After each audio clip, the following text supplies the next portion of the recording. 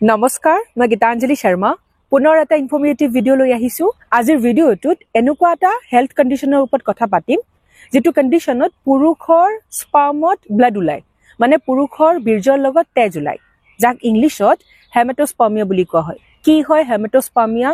আৰু ইয়াৰ কাৰণে আপোনালোকে কি কৰিব যি সকল দৰ্শকে এই ভিডিঅ'টো চাই আছে তেখেতসকলে নিজৰ পুৰুষ সংগী নতুবা আপোনাৰ ঘৰত যিমান পুৰুষ সদস্য আছে তেখেতসকলক শেয়াৰ কৰক যদি আপোনালোকৰ হেমেটোস্পাৰ্মিয়া হোৱা নাই তেতিয়াহলে হেয়া এটা সৌভাগ্যৰ কথা কিন্তু যদি কাৰোবাৰ হৈছে তেতিয়াহলে এই ভিডিঅ'টো হেকলৈকে চাব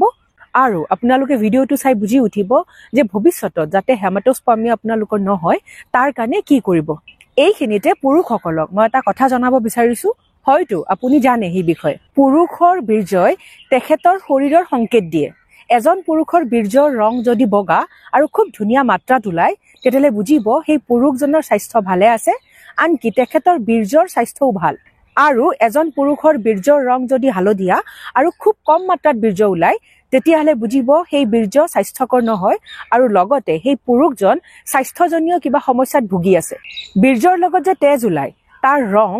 ৰঙা হ'ব পাৰে অকমান গুলপীয়া হ'ব পাৰে ব্ৰাউন কালাৰৰ হ'ব পাৰে ব্ৰাউন ৰেডিশ হ'ব পাৰে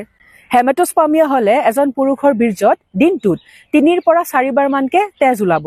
সেই তেজ বহুত বেছি মাত্ৰাত নোলায় মানে এনেকুৱা নহয় আমাৰ হাত কাটিলে নাইবা আঙুলি কাটিলে যেনেকে তেজ ওলাই তেনেকুৱাকে নহয় কিন্তু আপুনি আপোনাৰ বীৰ্যৰ ৰং দেখিব হলনি হৈছে মানে বীৰ্যৰ ৰং ৰঙচুৱা হ'ব তেতিয়া বুজিব যে আপোনাৰ বীৰ্যত তেজ আছে আৰু সেই তেজ কেতিয়াবা আপোনালোকৰ পেছাবতো ওলাব পাৰে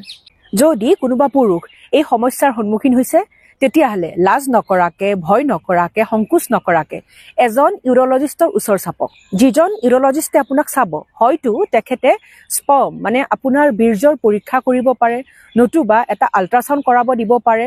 কেনে ধৰণৰ চিকিৎসা লাগিব হেয়া আপোনাক ইউৰোলজিষ্টজনে বুজাই দিব হেমেটোস্পাৰ্মিয়া বহুত কাৰণত হ'ব পাৰে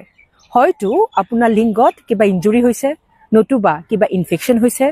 ইয়াৰ বাহিৰেও হয়তো আপুনি কিবা বহুত সময়ৰ পৰা মেডিচিন খাই আছে তাৰ বাবেও আপোনাৰ বীৰ্যত তেজ ওলাব পাৰে নতুবা কিবা সাৰ্জাৰী লিংগৰ সাৰ্জাৰী নহবও পাৰে আপোনাৰ লিংগৰ তলৰ অংশ নতুবা লিংগৰ ওপৰৰ অংশত সাৰ্জাৰী হলেও হেমেটোস্পাৰ্মিয়া হ'ব পাৰে আৰু বিপি ইস্যু মানে ব্লাড প্ৰেছাৰ হাই হলেও হেমেটোস্পাৰ্মিয়া হোৱা দেখা যায় হেমেটোস্পাৰ্মিয়া যিকোনো বয়সতে হ'ব পাৰে কিন্তু সবতকে যেটো কমন এজ হেতু হল 30 পৰা 40 বছৰ এই সময়ছোৱাত হেমেটোস্পাৰ্মিয়া হোৱা বহুত বেছি দেখা যায় কিন্তু এয়া কোনো ভয় কৰিবলগীয়া কথা নহয় যদি এনেকুৱা সমস্যাৰ সন্মুখীন হৈছে তেতিয়াহলে এজন ইউৰোলজিষ্টৰ পৰামৰ্শ লওক